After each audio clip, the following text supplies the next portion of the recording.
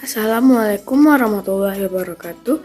Perkenalkan, nama saya Auliana Rifa Dharma Fitri, NIM 1912-10-6-12. Saya berasal dari Prodi Sarjana Terapan Sanitasi Lingkungan. Video ini saya buat untuk memenuhi tugas mata kuliah klinik sanitasi saya dengan dosen pembimbing Bapak Evino Surgiarta SKM MKes. Pada video kali ini, saya akan menunjukkan sebuah pelayanan kesehatan lingkungan di puskesmas. Sebelumnya, kita harus mengetahui apa itu pelayanan kesehatan. Pelayanan kesehatan lingkungan adalah kegiatan atau serangkaian kegiatan yang ditujukan untuk mewujudkan kualitas lingkungan yang sehat, baik dari aspek fisik, kimia, biologi, maupun sosial, guna untuk mencegah penyakit dan atau gangguan kesehatan yang disebabkan oleh faktor risiko lingkungan. Pelayanan kesehatan lingkungan terdiri dari 3. Yang pertama ada konseling, yang kedua ada inspeksi, dan yang ketiga ada intervensi. Konseling adalah hubungan komunikasi antara tenaga kesehatan lingkungan dengan pasien guna memecahkan masalah kesehatan yang dihadapi. Pada konseling, kita mengenal istilah 1-7, sa, salam dan sambut, T, tanyakan, U, uraikan, Tu, bantu, J, jelaskan, dan U, ulangi.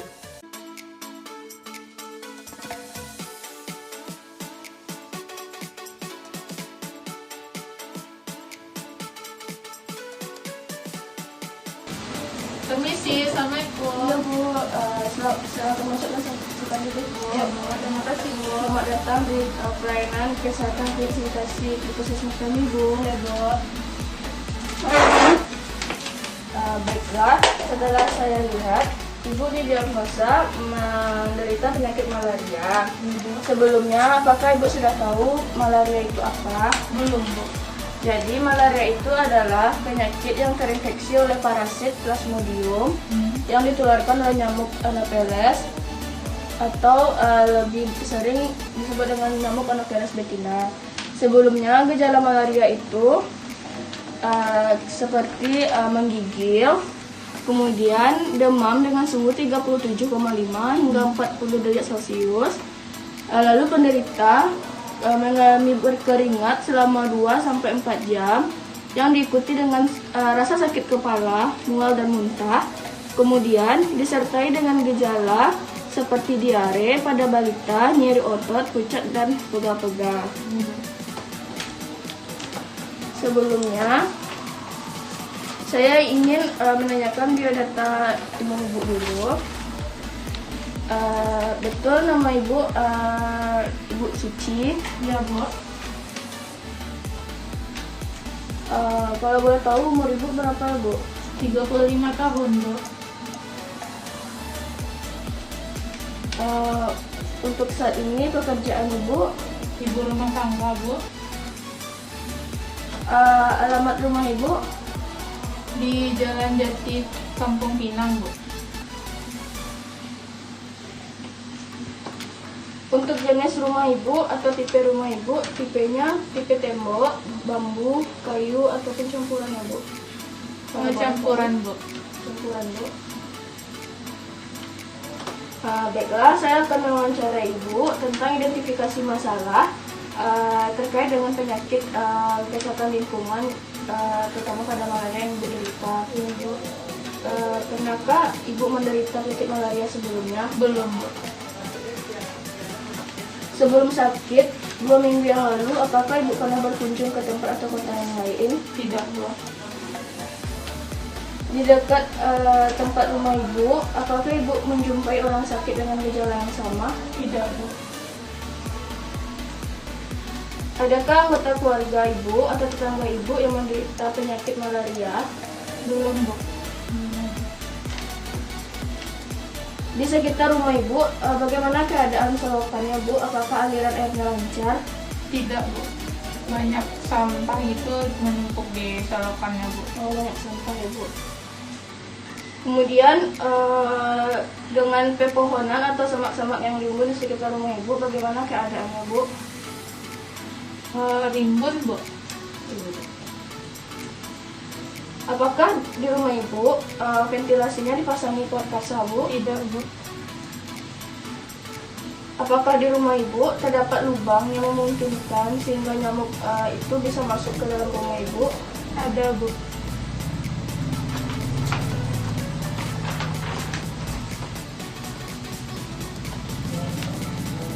Ketika tidur, apakah keluarga Ibu menggunakan kelambu? Tidak, Bu. Pada saat sebelum tidur di malam hari, apakah Ibu beserta keluarga Ibu melakukan penyemprotan di dalam rumah? Tidak, Bu.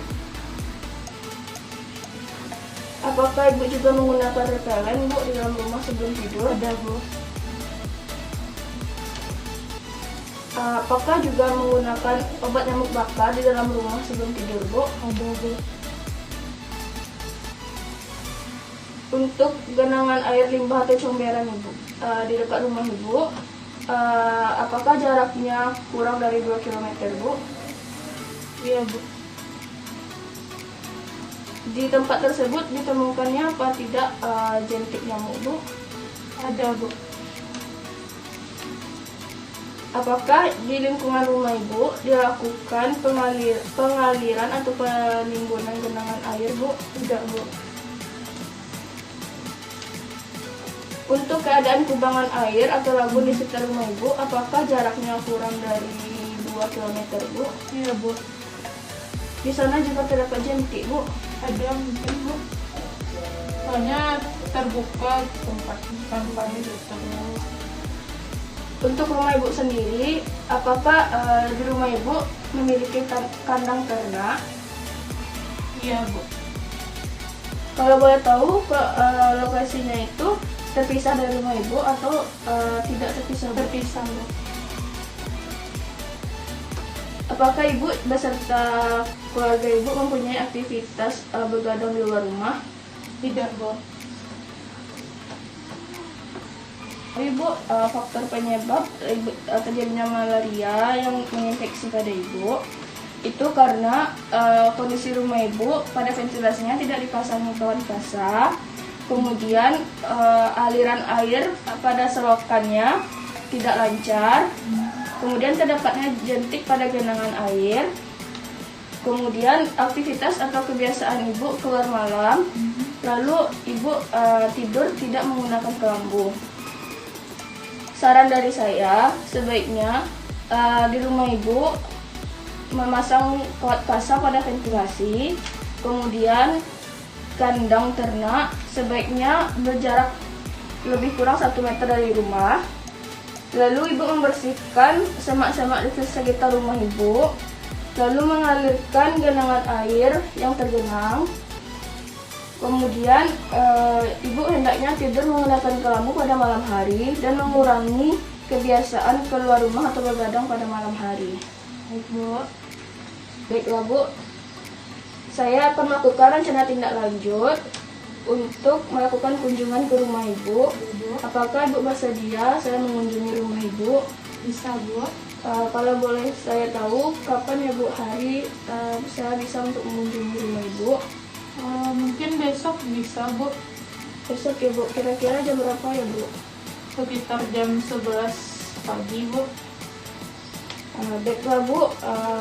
Dengan itu kita sudah menyepakati untuk melakukan rencana tindak lanjut ke rumah Ibu. Ibu bisa untuk menandatangani di bawah ini, Bu.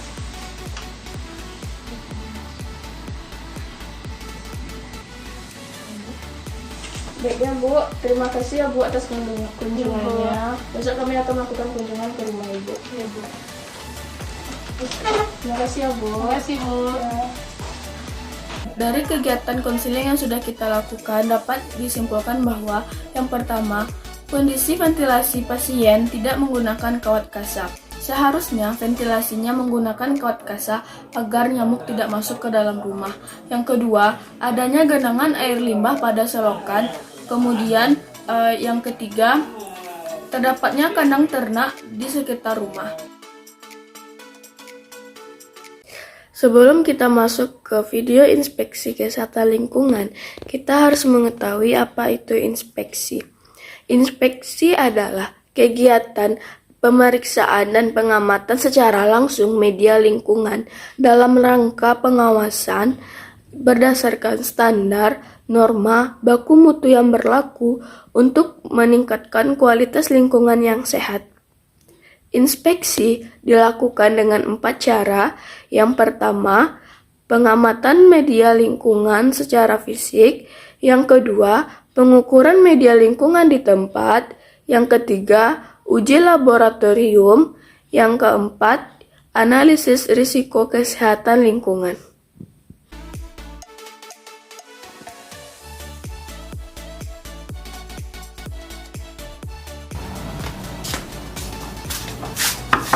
Assalamualaikum, permisi.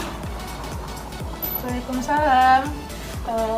Saya sanitarian dari Puskesmas, Bu. Iya, Bu. Saya akan melakukan inspeksi di rumah Ibu sesuai dengan kesepakatan yang telah kita buat pada hari ini jam 11, Bu. Iya, Bu. Apakah boleh saya melakukan pengamatan di rumah Ibu?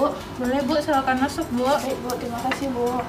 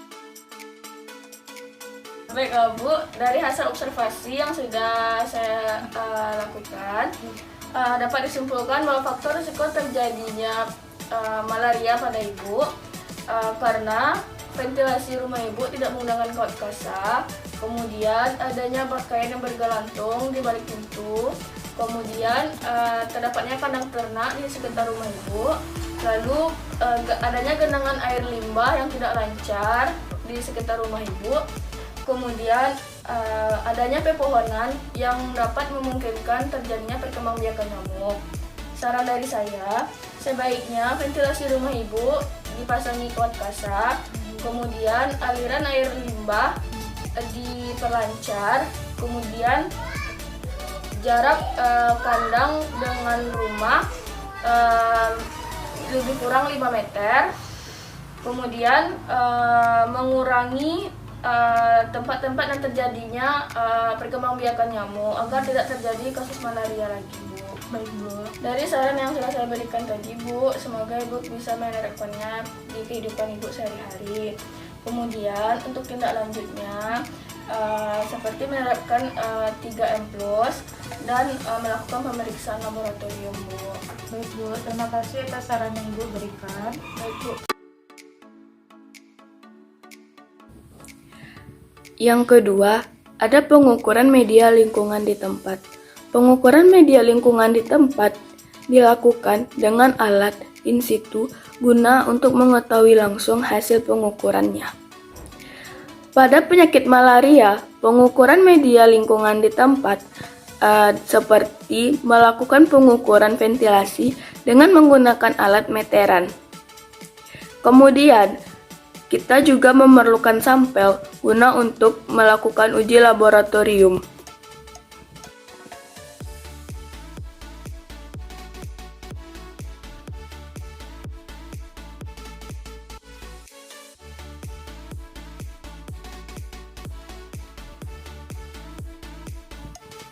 Kemudian yang ketiga ada uji laboratorium. Uji laboratorium dilakukan ketika hasil pengukuran in situ memerlukan tindakan lebih lanjut. Pada penyakit malaria, uji laboratorium dilakukan pada pasien dengan pengambilan sampel darah pada pasien. Berikut alat RDT malaria.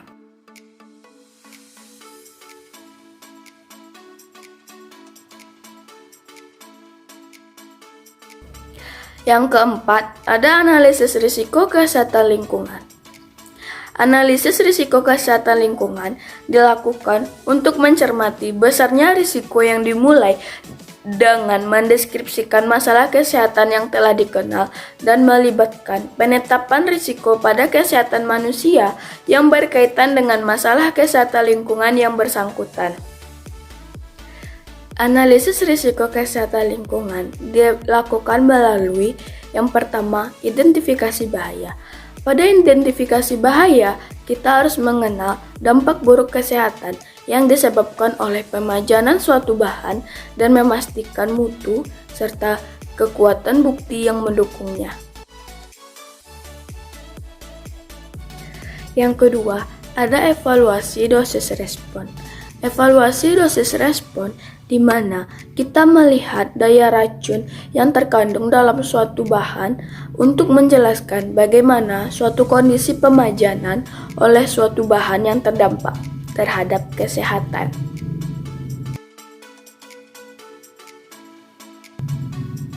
Kemudian, yang ketiga, adanya pengukuran pemajanan.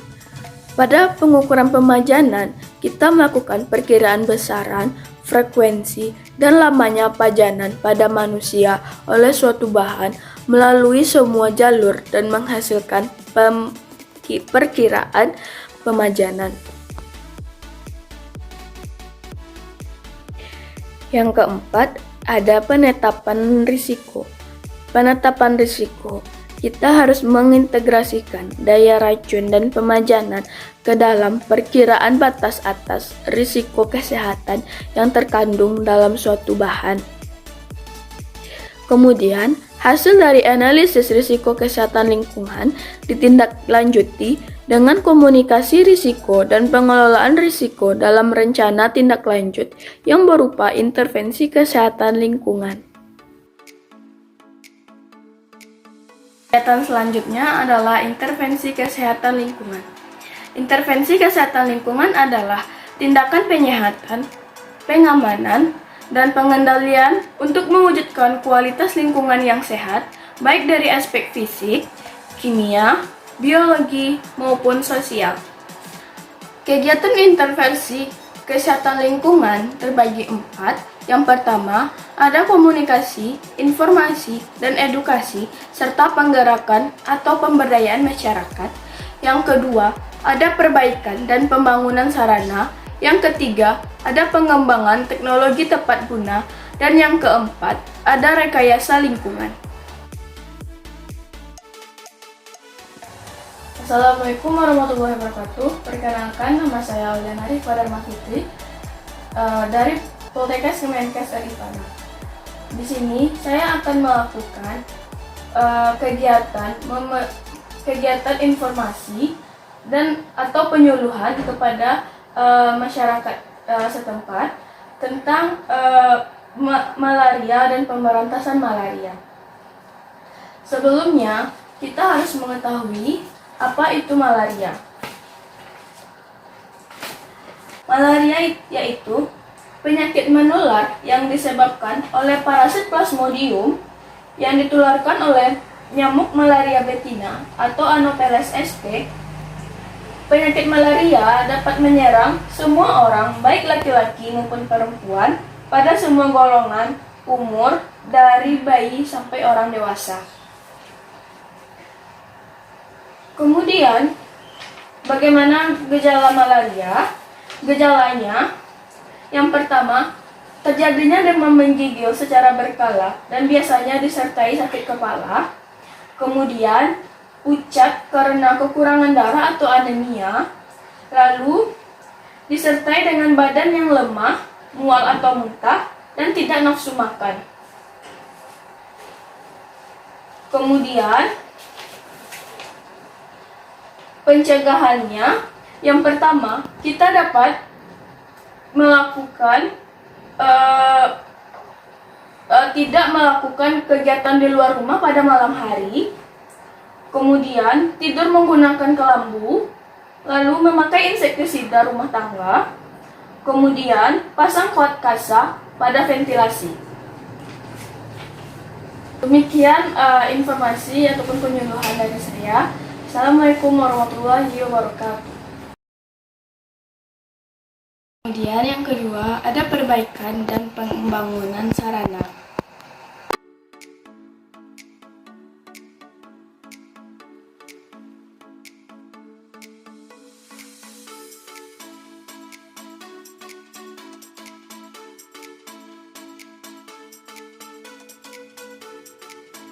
Kemudian yang ketiga, pengembangan teknologi tepat guna.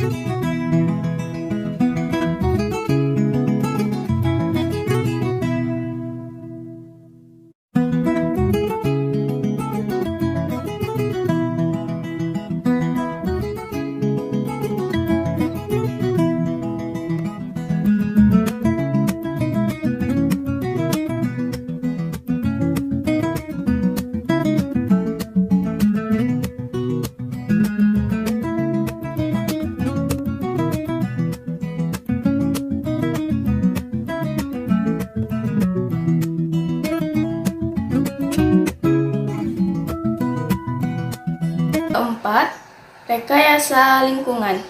Menebar ikan pemakan jentik dan pakai kelambu saat tidur dan memasang kawat kasa, serta memelihara tanaman pengusir nyamuk.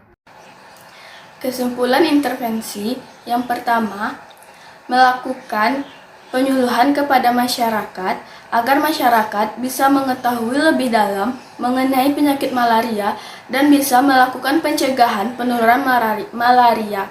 Yang kedua, pada perbaikan dan pembangunan sarana, tidak adanya baju atau pakaian yang bergelantung di balik pintu dan memakai kawat kasa pada ventilasi. Kemudian kesimpulan yang ketiga yaitu mengembangkan teknologi tepat guna seperti pembuatan alat sederhana pengusir nyamuk. Yang keempat, melakukan rekayasa lingkungan seperti menebar ikan pemakan jentik, kemudian menanam tanaman pengusir nyamuk atau lavender, kemudian memasangi kawat kasa pada ventilasi. Demikian video pelayanan kesehatan yang saya lakukan. Mohon maaf apabila ada kesalahan dan kekurangan. Assalamualaikum warahmatullahi wabarakatuh.